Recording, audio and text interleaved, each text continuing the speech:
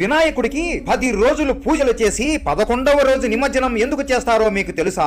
వేదవ్యాసుడు మహాభారతం రాయాలి అనుకుని నేను వేగంగా చెబుతుంటే అదే వేగంతో రాసేవారు కూడా కావాలి అని అనుకుంటాడు. బ్రహ్మదేవుడు గణేశుడి సహాయం తీసుకో అని చెబుతాడు. వ్యాసుడు ఎంతో కష్టపడి కైలాసాన్ని ఎక్కి గణేశుడి సహాయం కోరతాడు. గణేశుడు సరే అయితే నేను మీకు మహాభారతం రాయడానికి సహాయం చేస్తాను అని మాట ఇస్తాడు. వేదవ్యాసుడు వినాయకుడికి మహాభారతం చతుర్థి నాడే చెప్పడం మొదలు పెట్టాడు. 10 రోజుల పాటు వ్యాసుడు చెబుతూనే ఉన్నాడు. వినాయకుడు కూడా ఆగకుండా రాస్తూనే ఉన్నాడు. అలా ఆపకుండా అంత గొప్ప ఈ మహాభారతాన్ని రాస్తూనే ఉండడంతో వినాయకుడి శరీరం అంతా వేడిగా మారిపోతుంది. అది గమనించిన వ్యాసుడు కొన్ని క్షణాలు ఆగు వినాయక అని చెప్పి సరస్వతి నదిలోకి దిగి స్నానం చేపిస్తాడు. అలా చేయించడంతో వినాయకుడు చాలా సంతోషించి వేదవ్యాసుడికి అలాగే భూమి మీద ఉన్న ప్రతి మనిషికి కూడా ఒక వరం ఇస్తాడు.